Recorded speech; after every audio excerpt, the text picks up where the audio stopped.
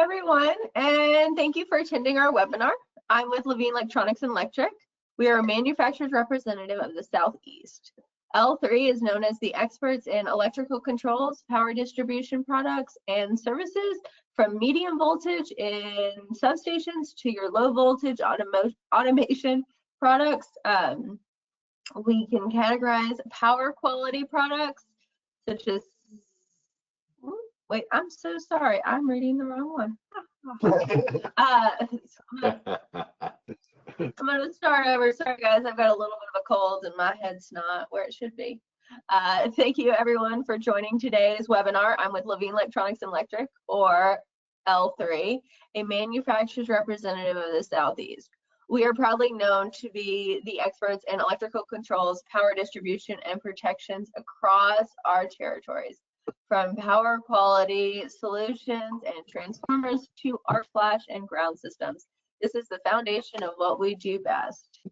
We also work alongside our sister company, Power Plus Controls, a specialty electrical distributor that specializes in helping customers track down those hard to find products, find better lead times, and innovative designs to help solve every problem. At L3, our business is built into two key divisions, control and automation and medium to low voltage distribution. To learn more, please visit our website at l3.com, where you will find the line cards, company directory, helpful tools, and a library of over 100 educational videos. If you have any questions today during our presentation, please raise your hand. And we will turn on your mic, or you can put them in the chat, which is located on that sidebar.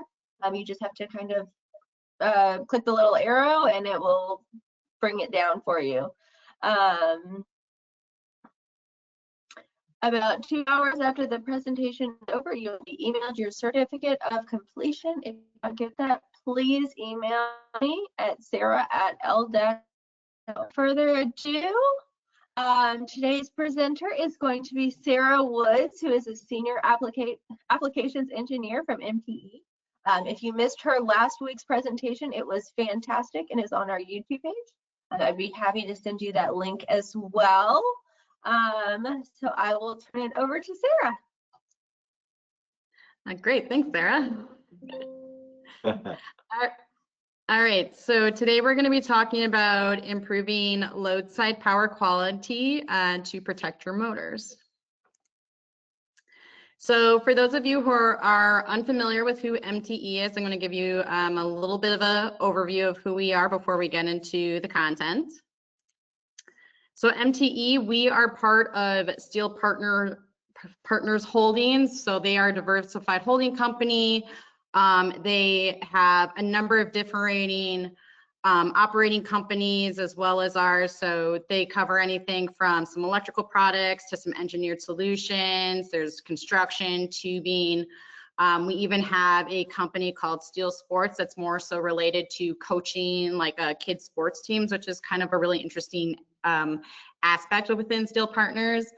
But we've got a couple thousand employees, a number of locations, and we're operating in 11 different countries. So for MTE, we have a number of unique solutions for some very distinct problems.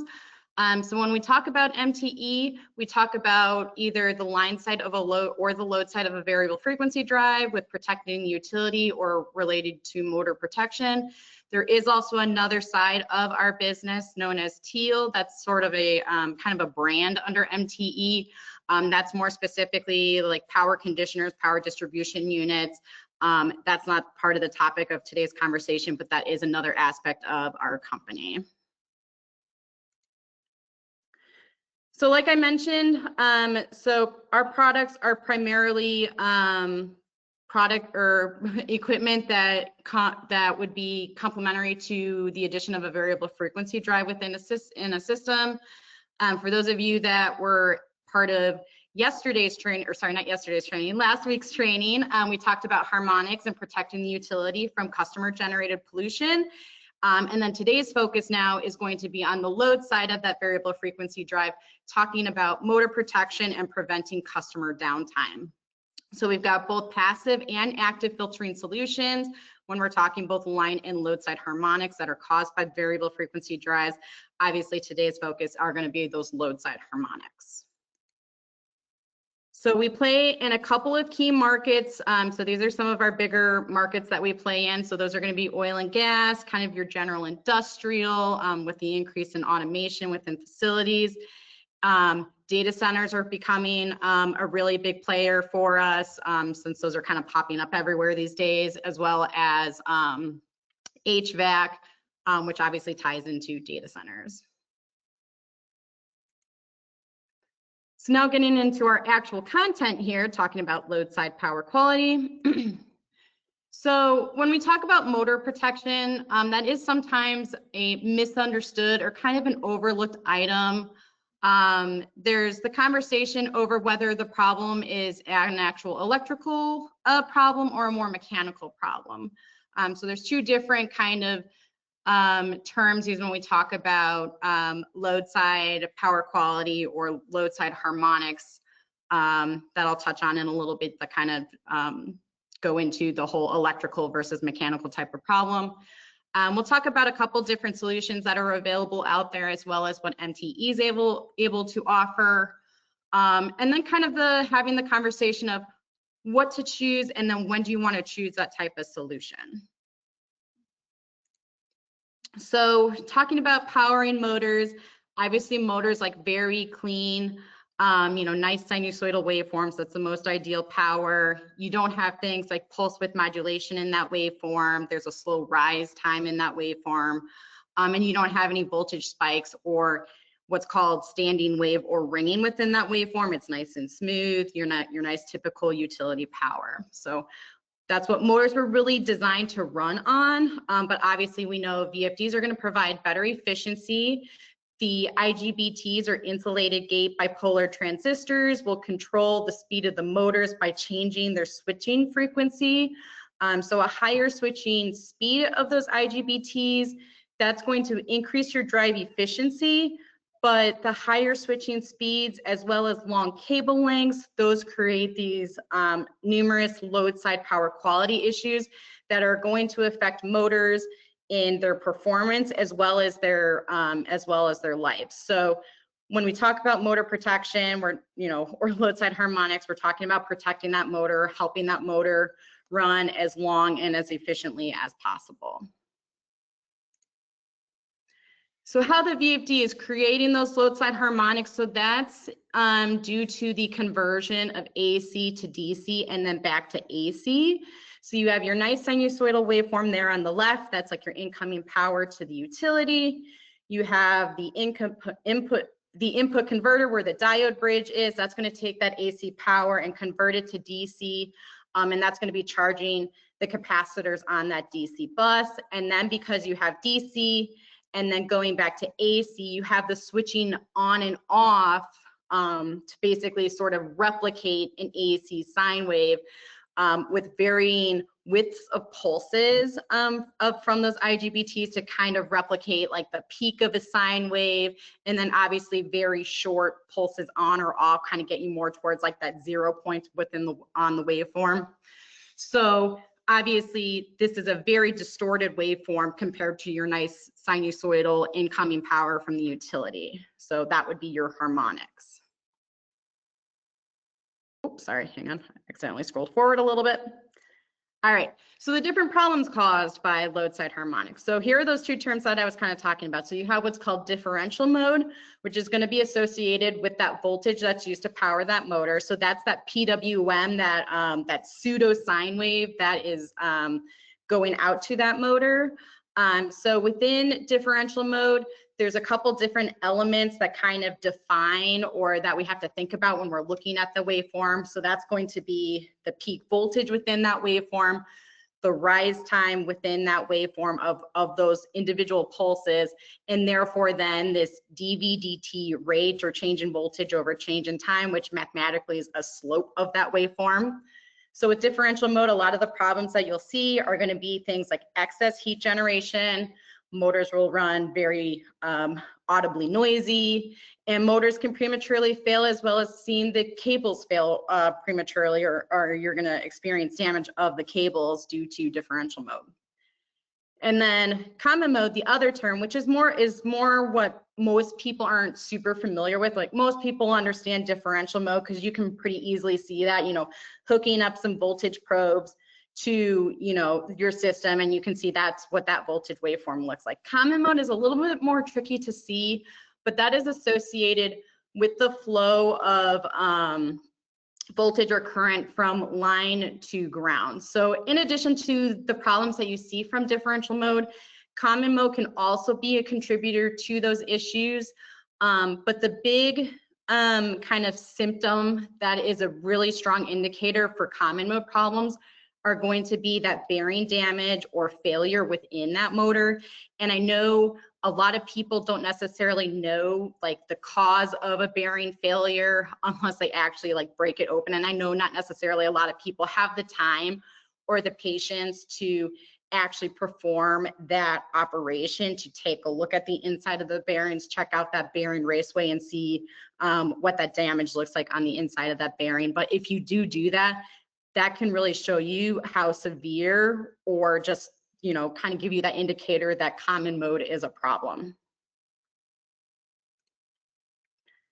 So with differential mode voltage, like I said, so you start off with that PWM waveform output from the VFD. And then if we take a look at that waveform in detail and look at those individual pulses, what you'll see is that you have from 0 to the peak value, which can be excessively high compared to kind of your standard expected voltage for the application. Going from 0 to that peak value, it's very sharp. I mean, it's essentially almost instantaneous. So that's a very, very quick rise time. We're talking microseconds here from going from 0 to that peak value. And so therefore your dV/dt rate is very high, because you have a very high change in voltage over a very, very short period of time. So therefore, differential mode can be very damaging to that motor. I kind of like to refer to it almost like whiplash for that motor. You know, instead of that nice smooth waveform, you're seeing these very abrupt changes in your voltage. And so therefore that causes a lot of stress on that motor, a lot of stress on the windings, leading to those failures. And again, with common mode, so that's an imbalance of voltage with respect to ground. And the reason why common mode exists is because of the fact that the VFD's pulses, which are varying widths, are never going to sum to 0 across the 3 phases, because again, you have that 120-degree phase shift between the 3 phases. So a nice typical you know, 3-phase power from a utility, you're going to essentially see almost no common mode, because with the 120-degree phase shift, the 3 phases together should total 0. Again, with the common mode, or with the PWM waveform output of the drive, you've got those various pulses on and off of, or varying sizes with the 120 degrees phase shift. So you essentially are going to always experience some level of common mode with the use of VFDs. So common mode currents are going to flow through unintended paths within the system. So that's going to be passed through the motor bearings as well as the windings. It's going to go through the cables and then back to the drive to try to find a path to ground. So we need to find a proper path for the common mode currents and voltages, so that you don't have this buildup of common mode causing this damage across, you know, like bearings, for example. So kind of to explain a little bit more about how common mode leads to these bearing failures. So what's going to happen is that common mode voltage will build up on that motor shaft.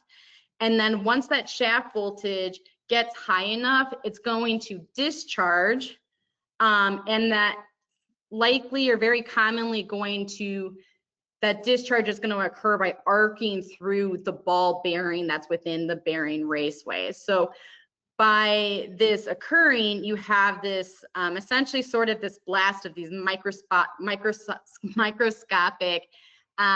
bits of the bearing raceway, and that's going to be both the inner raceway as well as the outer raceway.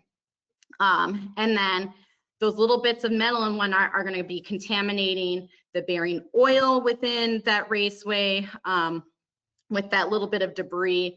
So that can partly be why you have the audible motor noise, because now you don't have these nice smooth raceways for those ball bearings to roll through.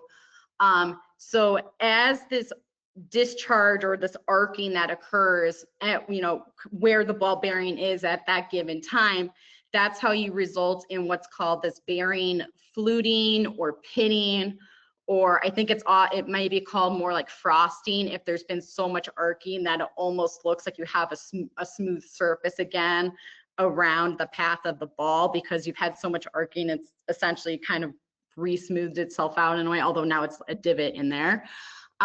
So again, due to contaminated oil, this no longer smooth raceway within the bearing, you're going to see increased heat within that motor, increased noise, also vibration, and so therefore you're going to have this premature bearing failure due to this common mode.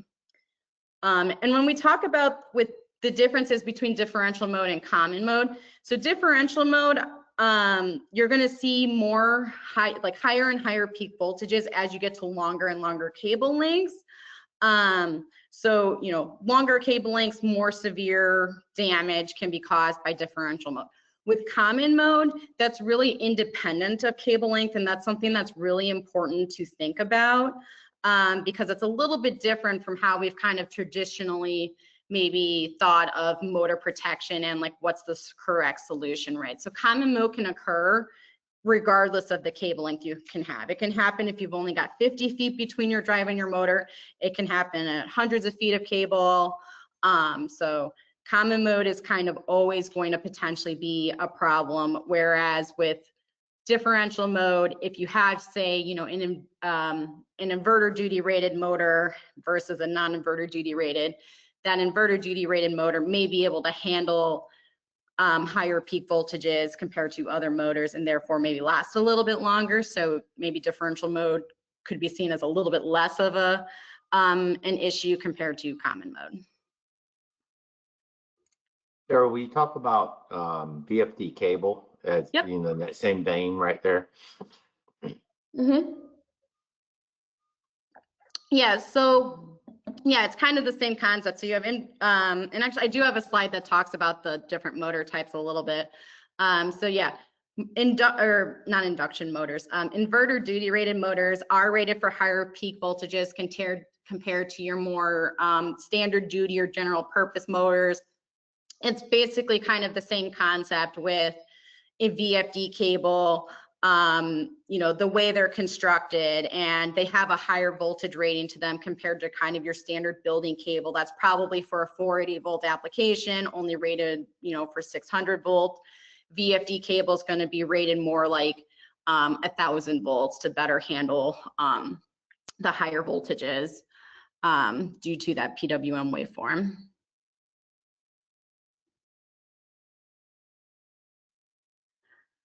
And then, so this slide just kind of gives you a little bit more of a pictorial representation of some of those different symptoms. So obviously, like I've said, you can see cable or insulation damage due to both differential mode and common mode. That hardened or blackened reeds can be a symptom, again, of both issues. Same with motor winding failures.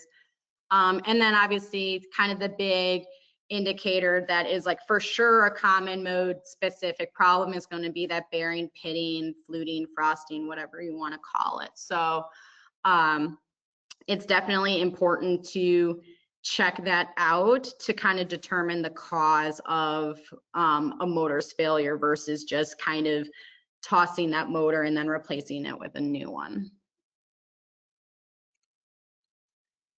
So I probably kind of touched on all of this a little bit so far. So when we talk about the importance of considering motor protection, you know, we want our customers to think about what's the frequency at which motors and VFDs are failing.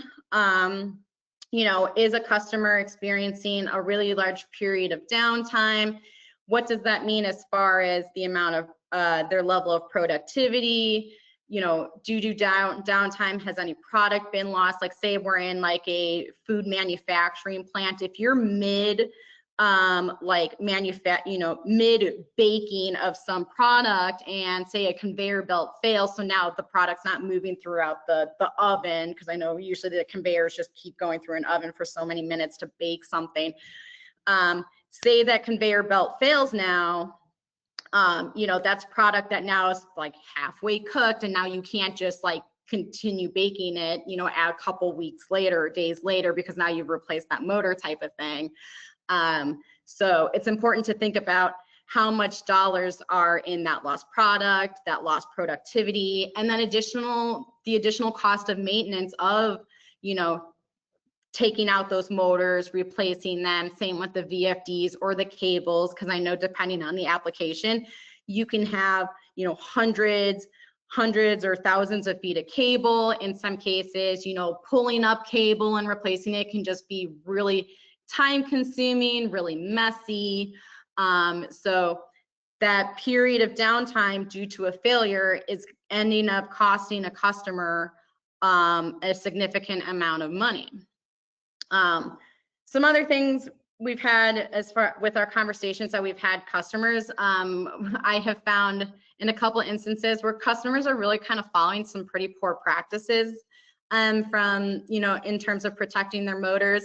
So some customers just don't seek a solution. They don't use motor protection, or they use what we consider or might call a mechanical solution for mitigating common mode, when, as I kind of explained, it's really more of an electrical phenomenon that occurs because you have that arcing across like the bearing, for example. So using a mechanical solution for an electrical problem is not necessarily going to be the best solution for a customer potentially. I had a conversation with a customer once who essentially told me that they planned for a failure by basically having a motor on hand for replacement. So essentially, this motor fails, they take it out, they take this one off the shelf, they put that one in, and then they go and order their spare for the next time that motor fails, not even thinking about like, hey, this motor's failing like every couple months, or just after, you know, say 2 years or something like that. And like the fact that like the customer's okay with that, when it's, you know, if you use proper motor protection, instead of your motor failing after a couple months or just a few years, like you're now actually getting the full life expectancy out of a motor with a VFD, you know, because now you're protecting the motor and providing actual clean power out to that motor, so it runs happy and healthy the whole time. And a lot of the challenge that we deal with trying to get customers to use motor protection or kind of understand that importance is that, you know, it's having the conversation of don't be reactive with your maintenance or just kind of applying these like Band-Aid solutions, be proactive with it. So if you're going to install a new motor and drive, also put in some type of motor protection from the get-go to help alleviate those problems, versus, oh no, this motor has failed, now I need to, you know, replace that motor, and now maybe I'm thinking about motor protection because that failed way too early. Like I wasn't expecting, you know, to foot this, you know, cost to replace this, right? So it's challenging to get customers to realize, you know, like, you know, the whole kind of being stubborn and we've always done it this way is not necessarily the best way. Or, you know, trying to get customers to understand that the system that they have in place for their failures is not necessarily the best way of going about things. John, were you going to say something?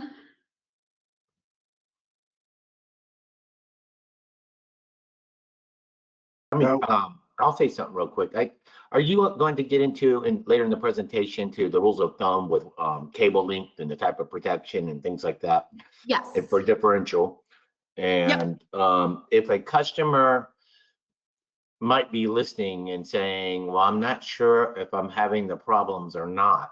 Mm-hmm. What are some of the common things that you would say to that customer that's like, I'm not really sure if I'm having these issues or not. I know I have submersible pumps. I know I have this, right? So what, how would you handle that, Sarah? Yeah, so I think I have that kind of in a couple slides where it's kind of about understanding what kind of failures a customer's having, or like what are the issues they're seeing.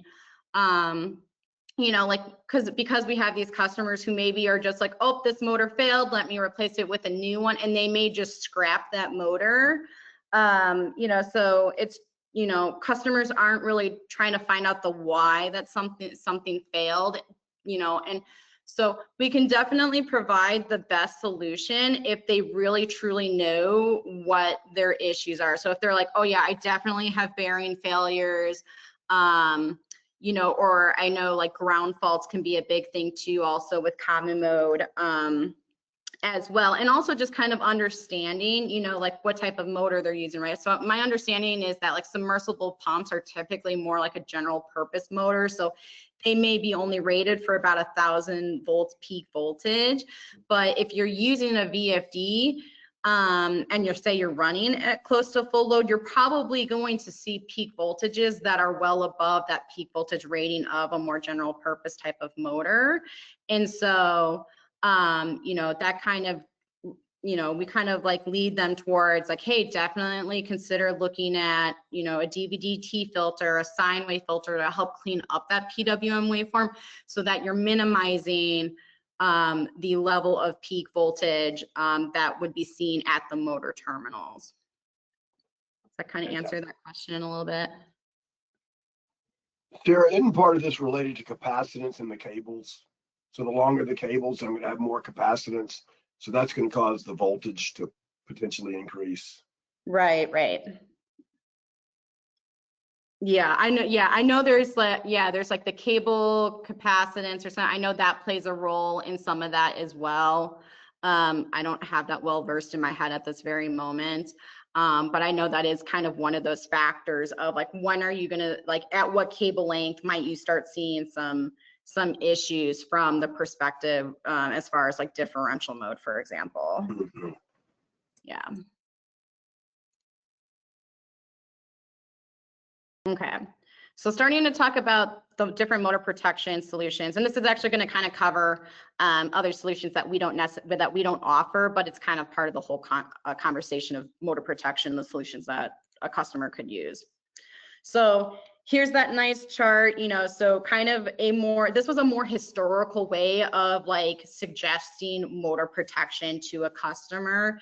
If they had up to say 300 feet of cable, use a load reactor. If you were up to 1,000 feet of cable, you would need to consider a DVD-T filter, and then anything beyond 1,000 feet, look at using a sine wave filter. Because essentially it's kind of like your good, better, best as far as like how well it reduces peak voltages, how well it cleans up that voltage waveform that goes out to the motor. But really this only kind of looks at differential mode. It doesn't really consider the common mode problems that that customers can experience. So like this is kind of like a very general rule of thumb, because also too, there may be some instances where someone only has say 200 feet of cable, but it's a really critical application where it's very, very expensive to, you know, pull up a motor and, you know, replace it with a new one. Like if that's a really costly operation to like replace that, even though you're only at 200 feet, maybe you want a sine wave filter instead. So it's not just like, oh, 300 feet, a reactor is going to be good for every application, right? That's not necessarily going to be true. And here's kind of where I had that slide that touched on. So there's your kind of non-inverter duty type of motor and then inverter duty type of motor. And I think sometimes some customers may think, oh, I have an inverter duty motor. I don't really have to worry about motor protection because it's rated to be operated with an inverter with a drive, right? But we're still seeing things, you know, like in this case, like peak voltage up to 1,600 volts for inverter duty motors. You may still be exceeding that peak voltage, you know, if you've got thousands of feet of cable. So You know, I think most people probably understand that for a more like general purpose type of motor, they probably want some kind of motor protection from the absolute get-go. But there may be some people out there who think, oh, I've got an inverter duty, I don't really need to consider motor protection, but we're certainly finding that that's really not true either. So regardless of the type of motor that a customer has, they should definitely still consider a motor protection solution.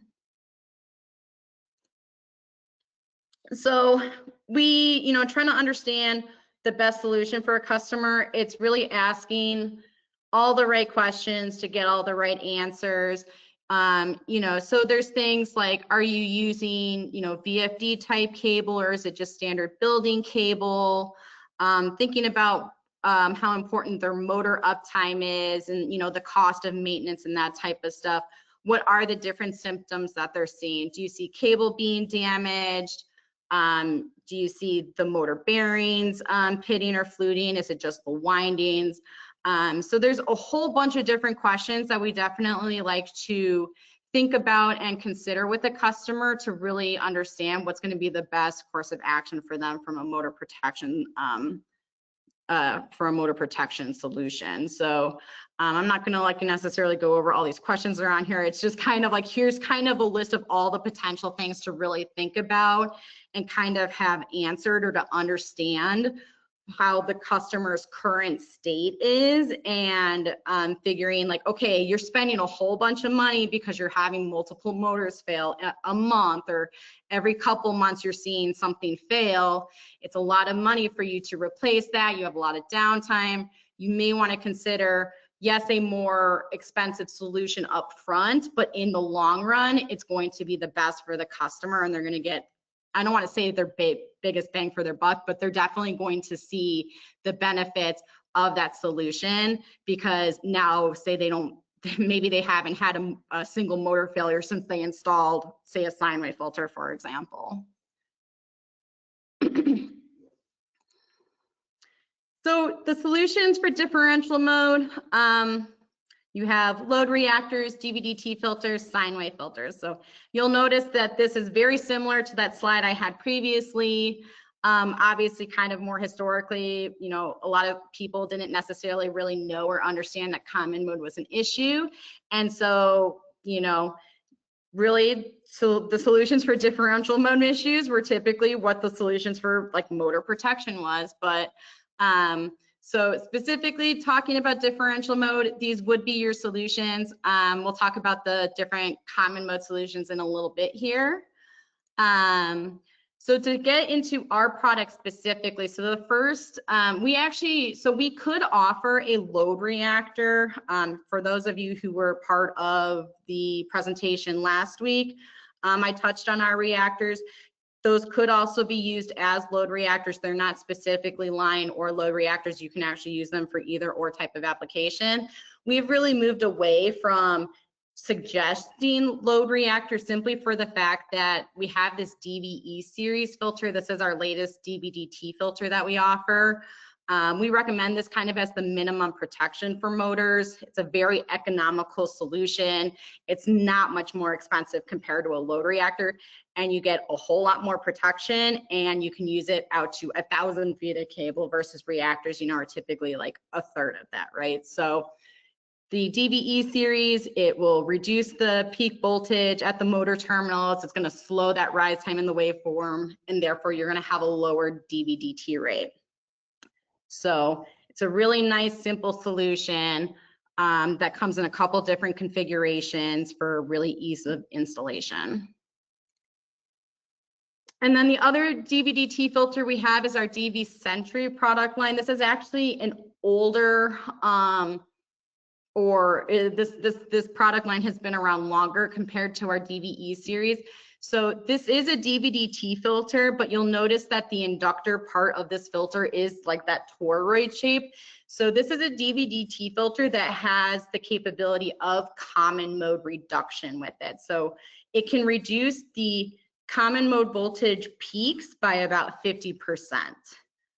So not necessarily going to eliminate common mode. Most people probably do primarily use this for the the differential mode protection aspect of it. But if there's common mode, but it's maybe not super severe, the DV Sentry could be a really good solution for that. So looking at the differential mode performance for these two DVDT filters. So again, you have those two waveforms kind of on the left. That's, you know, at the output of the VFD or before the filter. You can see, you know, that zoomed in version. You have that, like I said, high peak voltage, really fast rise time, therefore high DVDT rate. If you do the voltage on the output of the filter at the motor terminals, you can see that waveform has been smoothed out. You have a little bit of an overshoot to your peak voltage, and then it dampens down. So it's not, so you don't have that ringing like you do in that first waveform. So it's a much smoother waveform compared to the before picture. So it does a really great job of keeping those peak voltages down within the levels of what's typical for like an inverter duty motor. And then just to give you an idea of the DV Sentry's common mode performance. So here's your common mode voltage without a filter and then with the filter. So you can see those peaks that are within that waveform are reduced.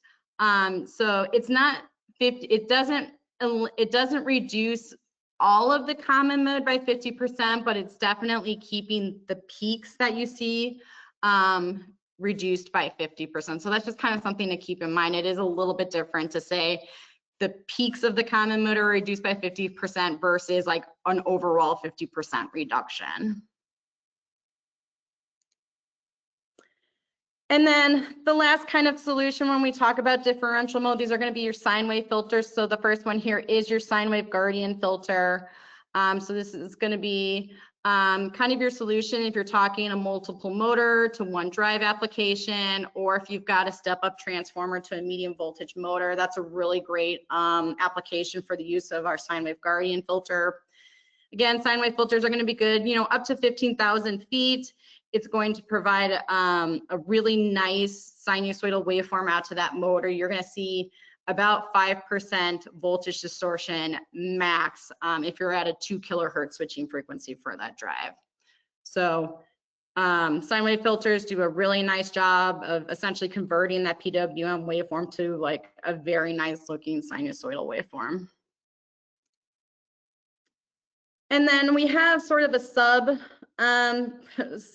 product line to the sine wave Guardian called our high frequency sine wave Guardian filter. So this will have the same sort of performance as the sine wave Guardian, but it's a product line that is specifically designed for use with high frequency motors like permanent magnet motors.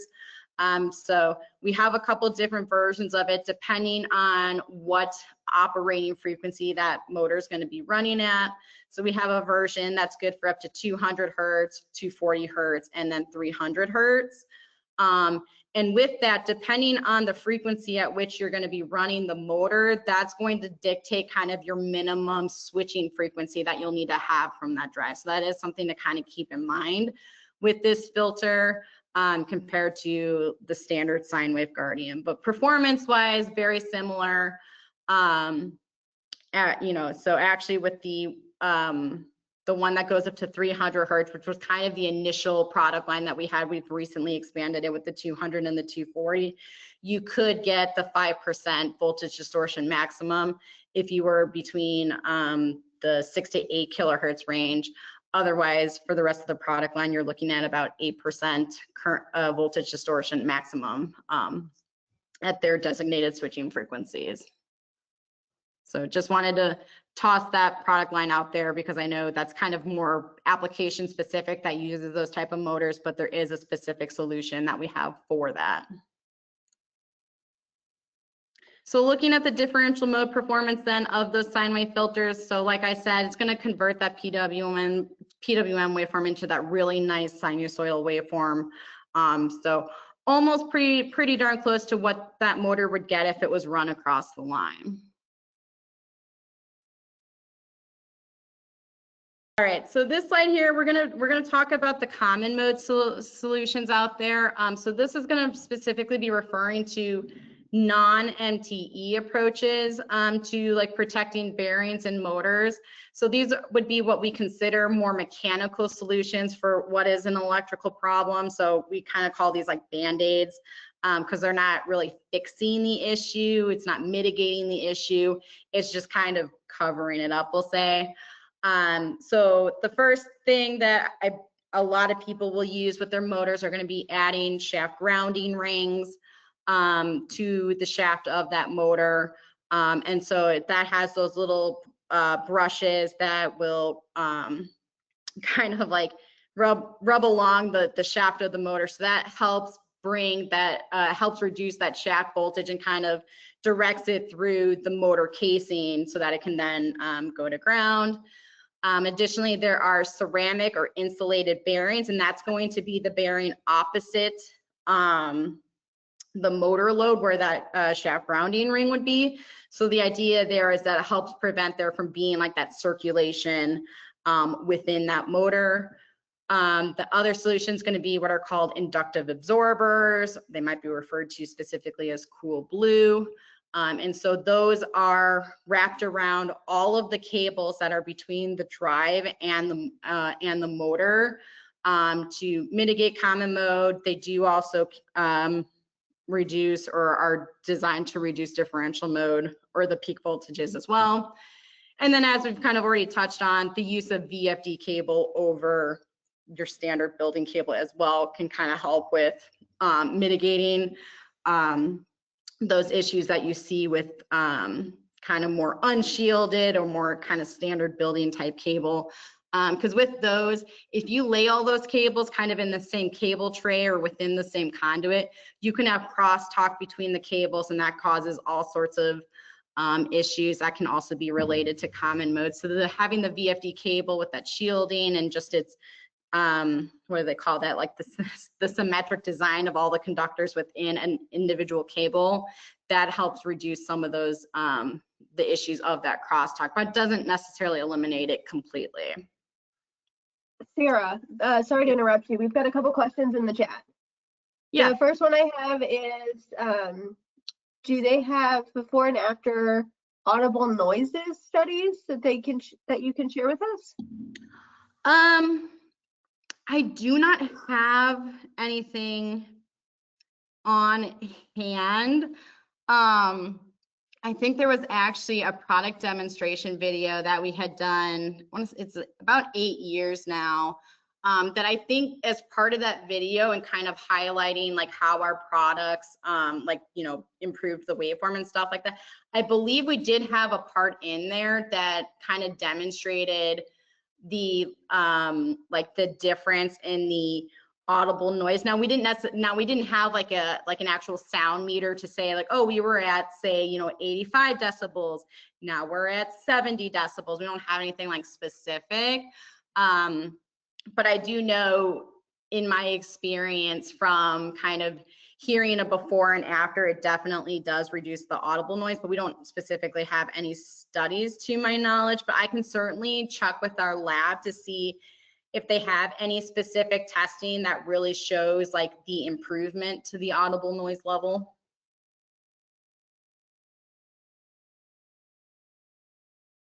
Sounds great. And then my second question that we have from Nathan Smith is, one of our clients have a motor bearing fluting issues on the DC motor that are controlled by VFDs.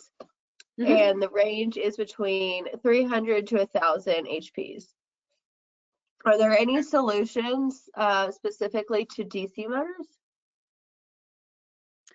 No, not that I am aware of. I mean, yeah, because it's going to be like DC voltage out to that motor. So I don't think you would necessarily be able to use our products, but let me double check on that just to see like in an application like that, if they had a customer that's got a DC, because is this like an AC drive that then just runs DC out to the DC motor, or it's a DC drive, I suppose, that you have the AC incoming and then DC output, is that right?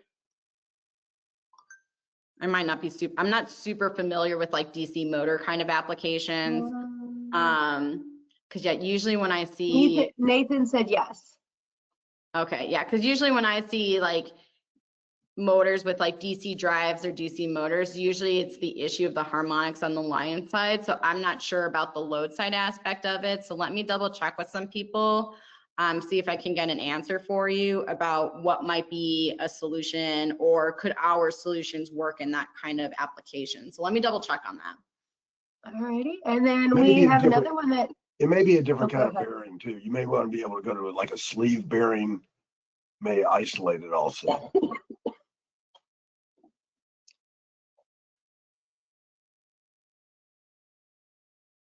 Wait, sir, I'm sorry.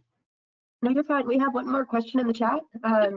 If I use a top quality filter that produces the best sine wave to the motor, can I use standard cables and a non-inverter duty motor?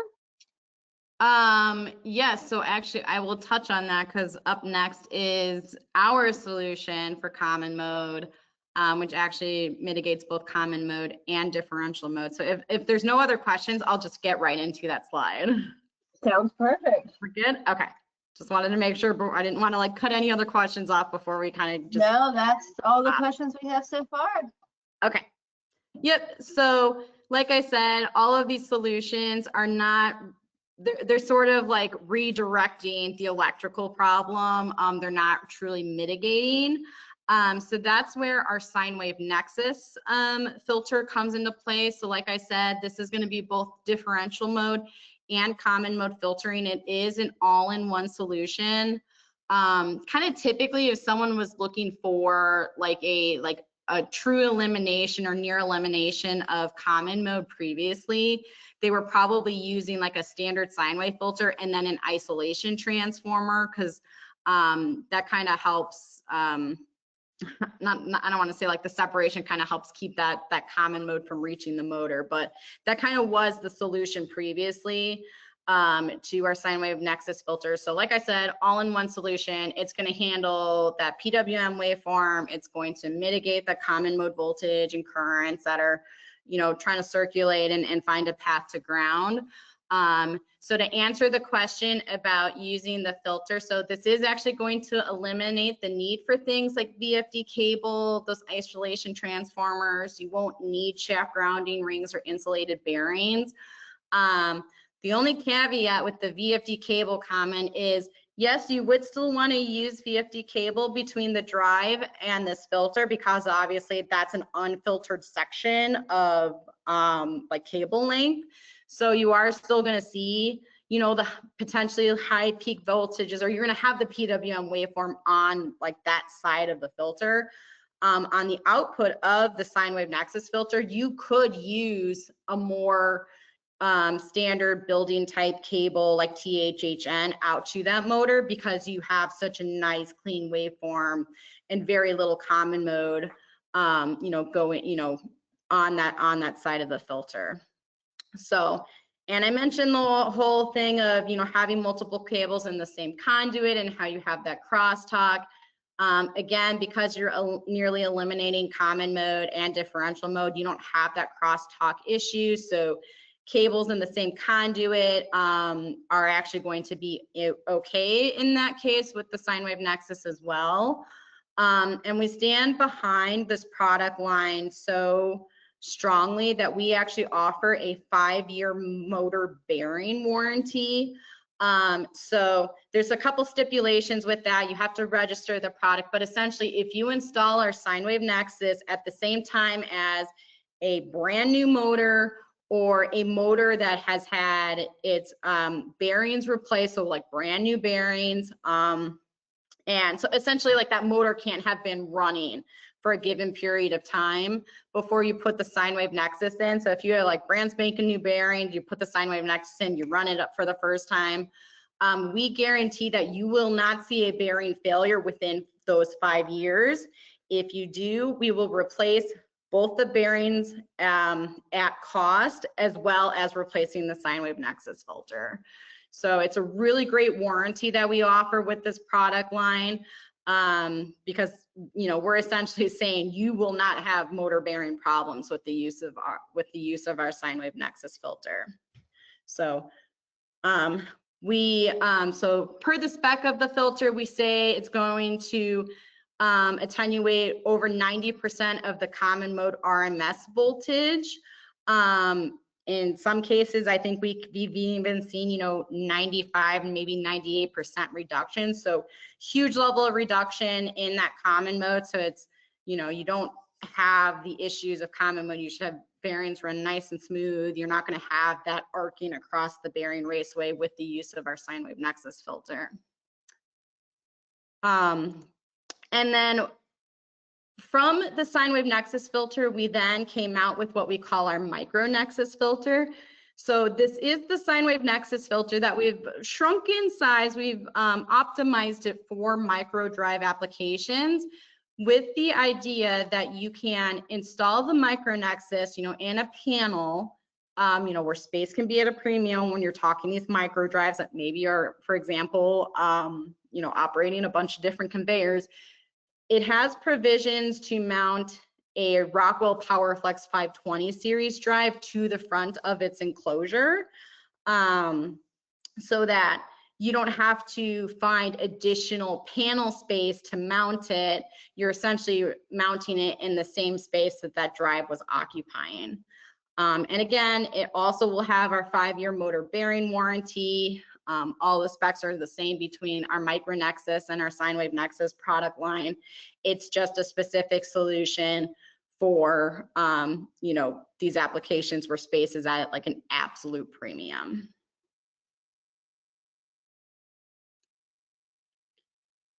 So looking at the differential mode performance of the Nexus, this is the sine wave Nexus or the micro Nexus. So again, you have your PWM waveform output from the VFD. After the filter, you're going to see that nice sinusoidal waveform. Obviously, there's still going to be a little bit of distortion in there, but certainly that's a very clean waveform out to that motor. Motor's going to run much smoother, much happier with that compared to that PWM waveform. And then for common mode voltage, so you've got your common mode voltage if you were to measure that without the filter. So this would probably be at the motor terminals. And then you have your waveform of the common mode voltage with the addition of a sine wave nexus filter. And I know I kind of said where it's like ideally, the 3 phases, it all adds up to 0. Because you're using the drive, you're still going to see some wave to this. You're going to see some aspect of this waveform. It's not going to be a nice straight line because that is related to the 3rd order harmonic injection. It's related to the operation of the drive. So that's that content at that frequency. That's what you see there in that waveform. So that's to be expected there.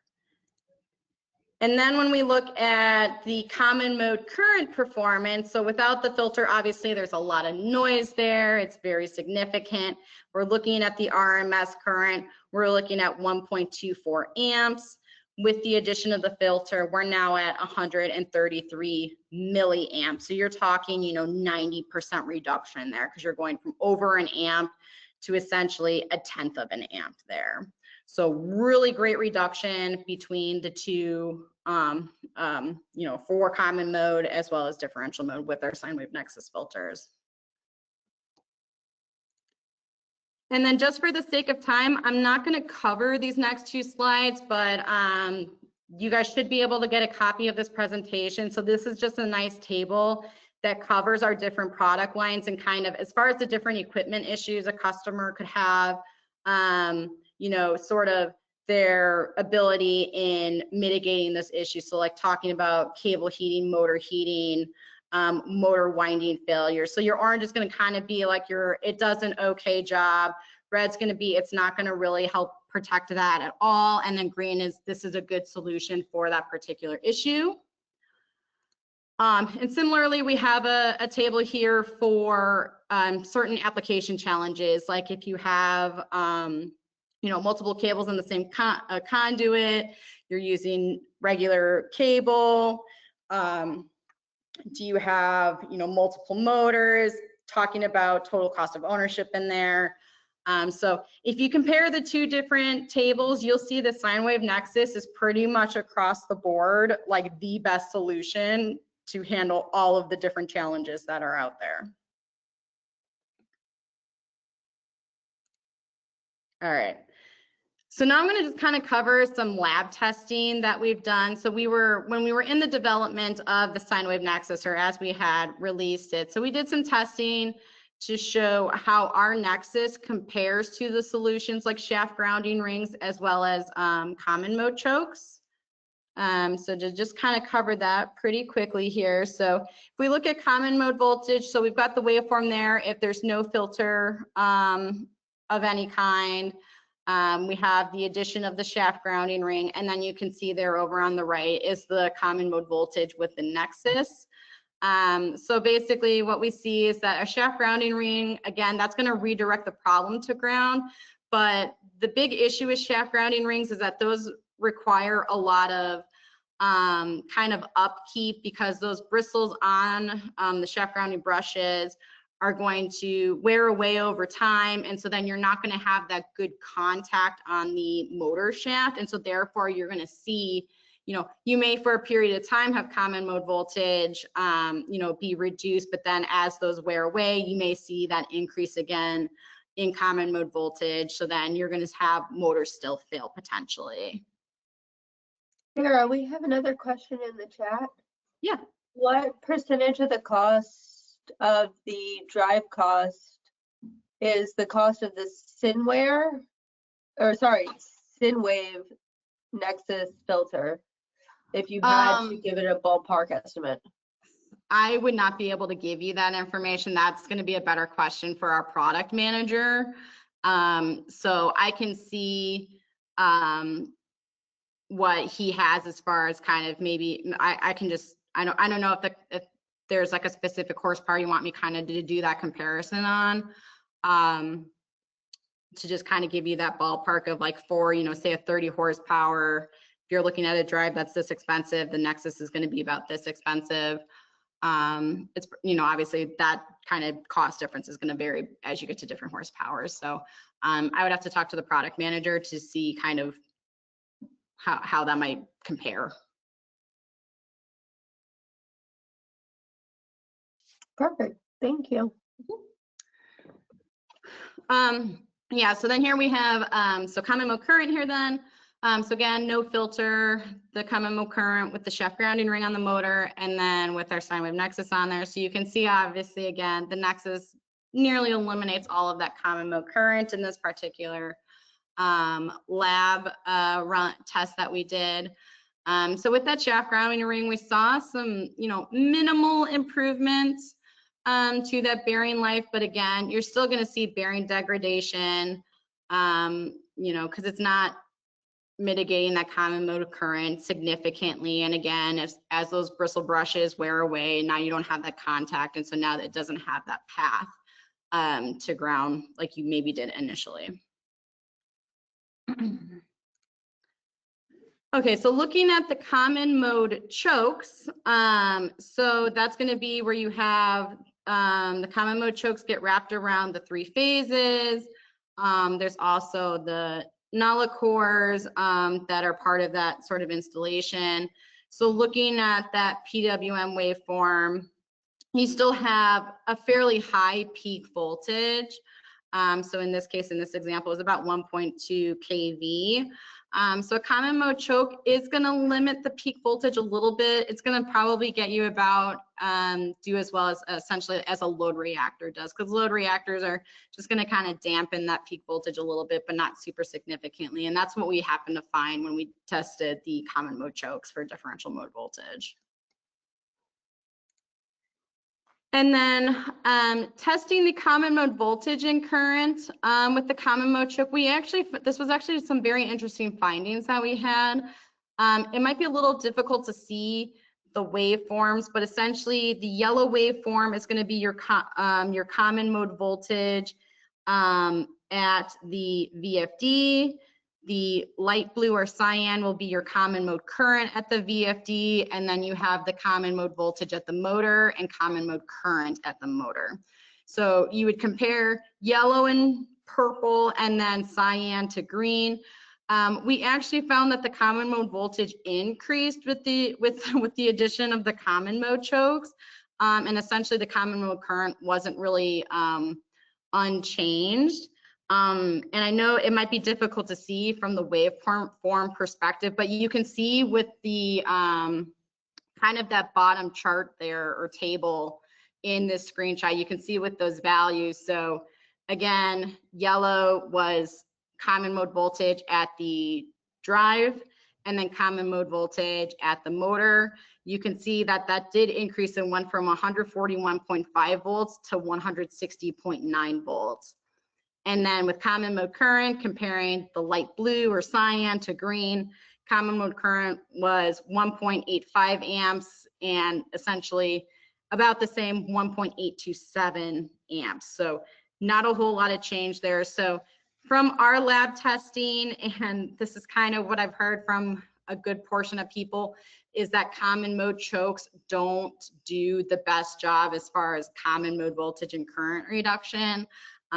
Obviously, in the case of our testing, we actually found, again, that common mode voltage increase doing the opposite of what it's really intended to do. And then lastly, I just wanted to go over a success story that we've had with our sine wave nexus filter. So this was a co-packing plant. So it was, I believe, like a beer bottling plant is what this was, what this company was specifically doing. So they actually contacted us that they were having issues, and based off the information that they told us, so they have some low horsepower VFDs and motors. They had the longest lead lengths were only about 400 feet within this facility. And so as far as the different issues that this customer had, they told us that they were having motors fail 2 motors per week, and a VFD would be failing per month essentially. And they had some really significant line downtimes. I believe at that time when they contacted us, I think their uptime was only about 20%. So, I mean, when you think about kind of like a standard work week, right? So if you're only working 20% of the time, that'd be like, oh, I only go to work on Mondays, right? So you're really not going to be getting a lot done. You're not, you know, in the case of this customer, they're not going to be able to be packing product as they should be. And so it was really affecting their bottom line. So that's why they called us. So we went on site to their location, and we essentially showed them a couple of our different solutions and showed them that comparison of, you know, how they can improve, you know, the situation in their facility. So we did testing of just the VFD. We did, with the addition of a load reactor on the output of the drive, a DV Sentry, which if you'll remember is a DVDT filter that does reduce the common mode peaks by 50%, and then did our micro nexus filter since these were low horsepower drives. So this just kind of gives you that sort of pictorial sort of representation of our different testing setups. So like I said, we tested, you know, at the VFD, and then we tested at the motor terminals to kind of give that comparison of like a before and after with each solution. So looking at the differential mode voltage kind of comparison, so looking at the motor terminals with the VFD only, you can see that that's a pretty distorted waveform. There's some very high peaks with each of those individual pulses. So very, very high peak voltages, rise time, all that sort of stuff. Lots of problems probably caused from this differential mode voltage. With the addition of the reactor output, you know, with the reactor on that output, you can see it does help, you know, keep those peaks down, not as significantly compared to the DV Sentry output. And then obviously with the micro nexus on the output, you see that's converted to a nearly perfect sinusoidal waveform. So that's a very nice, clean waveform out to that motor. They probably would see no issues from the perspective of differential mode with the addition of the micro nexus. And I know, so I was not the one who specifically went on site to this customer, but I do know they did run this testing on a couple of their different lines. I believe all of these waveforms are from the particular branch or line that they saw the most issues with. And then looking at the common mode current comparison. So you can see, high common mode current at that motor with the VFD only, very significant. Reactor output, really doesn't do anything, in dampening down that noise. DV Sentry, like we said, can reduce those peaks by about 50%. So that does certainly help clean up that waveform. And then the micronexus, obviously, like I said, you have that third order harmonic injection at the switching frequency. And so that's just kind of where that particular waveform comes from. I know it looks like it's taller, it's just because now you have a smaller scale. So it sort of lengthens the height of the waveform. But it's probably a little bit easier to compare the values here if I go to kind of our summary then. So, again, it's kind of went from that like okay-ish solution, better solution, and the best solution, right? So obviously with no solution, they were seeing really high peak voltages. They were seeing, just over an amp of RMS common mode current. With the addition of the load reactor, not very much change as far as common mode. There's some minor improvement with the peak voltages at that motor. The DV Sentry did did that much better, cuts it about more in half compared to no solution. And obviously you can see the reduction in the common mode peaks brought that common mode current down to 0.417 amps. But with the micronexus, you see a much better waveform from a differential mode perspective, and nearly eliminated all of that common mode current. It only read, so you went from 1 amp down to 20 milliamps. So really huge reduction in common mode current. So essentially eliminating that. So the customer was really excited to see our micronexus solution, and they did implement it, I believe, in a couple places throughout their facility, some of their worst places. So to just kind of summarize the impact that our micronexus has had with this customer. So like I said, we did run this testing across multiple different lines inside their facility, very similar results across all of that testing. They saw improved motor performance with the use of our micronexus. They're having longer life with their motors. So those motors are running cooler, they're running quieter.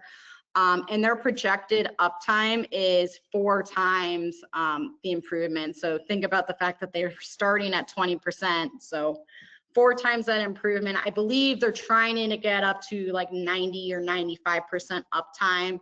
But obviously with the addition of just a couple micronexus filters, they're looking to greatly increase their productivity and their uptime with the introduction or the addition of our micronexus into their facility.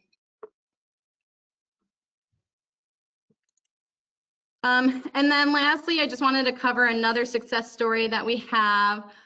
So we did some work at a large package sorting facility, FedEx, I'll just say. So they had contacted us. They had, actually, this is a facility that's not far from our headquarters. So this was a new sort of warehouse or distribution center that was only a few years old. Motors were installed, say 660 feet from the drive. They did use standard building cable, not VFD type cable, when they, installed everything after building the facility. And in this case, they did only have 1 drive to 1 motor, just for that kind of scenario. So they were already seeing lots of drive and motors, seeing issues with those being such a new facility. Drives were tripping out multiple times per week. I think someone told me maybe they would have drives tripping 17 times a day. Which if you're the poor guy who's got to go manually reset all of those, that's probably quite the hassle. So yeah, they were really seeing motors only last about a year or 2 before they would fail. And given that this facility is only a few years old, that's pretty significant, right? And I don't know how many thousands of square feet this facility is, but I'm sure there's, a huge number of drives and motors within this facility. So if you're having motors only last that long, that's a lot of, downtime or cost to replace all of that stuff due to these issues that they were having. So they said they were seeing, high peak voltages. They were having that reflective wave from the IGBT pulses, and they were also seeing bearing damage. So we proposed using the sine wave nexus. We installed one in their, again, this was like their worst performing line where they saw the most issues. And then when we took those measurements, we essentially saw almost all of the common mode voltage and current was eliminated. Same with that other customer that we had. We essentially we have not heard from their facility people essentially since we've done this testing for them. So I believe, and like the last time we've gotten an update from them, they said there's been 0 drive trips with their drives since the installation of that sine wave nexus filter. Because I believe actually too, before they contacted us, they had contacted the drive manufacturer, which in this case was Rockwell or Allen Bradley. And their suggestion was to replace all that standard building cable with VFD cable. Given that this facility was so new, they were not happy to hear to essentially, hey, you just spent a couple $1 million building this facility, like spend a couple more thousands of dollars or whatnot to replace all the cable that you just bought not that long ago. So that's why they contacted us. We helped show them that our sine wave nexus filter is a really awesome solution for given the issues that they were having. And yeah, as far as we know, they really have not had issues since the installation of the sine wave nexus filter in their facility. Are there any remaining questions? I know I went well over time. There's always a lot of information, especially when you're covering some of these different case studies that we've had. Great job, Sarah. You did amazing, Yeah, great job. Sarah. Thank you. Sarah, so if a customer has a lot of drives, sorting facility, food and beverage, what have you, they would like you to come in and do the testing. That's a service that MTE can do. Yeah, so we would need some information about what they're really asking for. We don't necessarily have like a service department. I mean, like we as applications engineers can come out, like we've got, like we've got a Fluke 1777 when we're talking like sort of like some harmonic measurements. We've got another Fluke meter, or, we would probably use an oscilloscope when we're talking load side measurements. So we can certainly come out and take some measurements, and like I said, where it was like we installed our product as sort of a try before you buy type of thing, and showed them, hey, this is what you had before. This is, what you have now with the addition of this product. So the product really kind of speaks for itself when we're able to go out there and show them like, hey, now that you've added this, like this is what you're seeing now, and this is going to really help improve things. This motor's much less likely to fail, or certainly its life is very much extended compared to before. Awesome. So if you did specifically kind of want someone to kind of have like a site visit type of thing, I know we say, contact the manufacturer rep or the regional sales manager, and then they kind of work with us to see about what we can do for that if we're going to kind of provide that type of service. Gotcha. Any other questions? I think we're good. You did a great job, Sarah. Thank you, everybody, for attending. Thank you. Did I accidentally click back?